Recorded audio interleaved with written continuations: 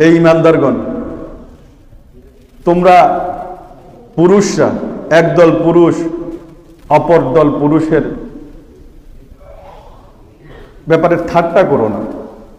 তোমরা একদল পুরুষ আর একদল পুরুষকে নিয়ে কি করো না, ঠাট্টা, হাসি ঠাট্টা, এবং তাদেরকে কষ্ট দেওয়ার মতো কোনো কথা বলবে না, তাদেরকে ছোট করবে না। হইতে পারে তোমরা যাদেরকে ছোট করছো তারা তোমাদের চেয়ে ভালো। যারা ছোট করে কথা বলেছে, এদের চেয়ে যাদেরকে ছোট করে কথা বলা হয়েছিল তারা ভালো। এবং একদল নারী আর একদল নারীকে ছোট করে কথা বলবে না, তাদেরকে নিয়ে ঠাট্টা বিদ্রুপ করবে না, তাদেরকে হেয় প্রতিপন্ন করবে না। হতে পারে যাদেরকে তোমরা হেয় প্রতিপন্ন করলে তারা তোমাদের চেয়ে ভালো, তারা তোমাদের চেয়ে কি ভালো। এবং একে অপরকে, আল্লাহ পাক আরো বলেন, একে অপরকে দোষারোপ করবে না। একে অপরকে কি করবে না, দোষারোপ করবে না।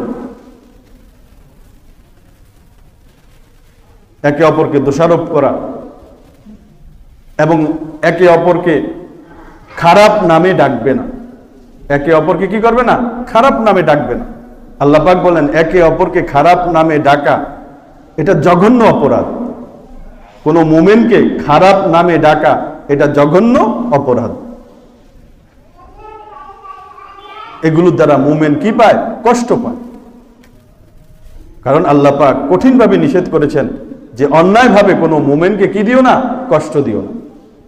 অন্যায়ভাবে কোনো মুমিনকে কষ্ট দেওয়া কবিরা গুনাহ। এক একটা কবিরা গুনার জন্য ৭,০০০ বছর জাহান্নামে জ্বলতে হয়। তুমি যতবার কোনো মুমিনকে কষ্ট দিয়ে কথা বলবে, যতবার কোনো মুমিনের ব্যাপারে কোনো কথা বলবে যে কথাটা শুনলে মুমিন কষ্ট পায়, প্রত্যেকবার তোমার কবিরা গুনাহ হবে। প্রত্যেকটার বিনিময়ে তোমাকে ৭,০০০ বছর জাহান্নামে জ্বলতে হবে।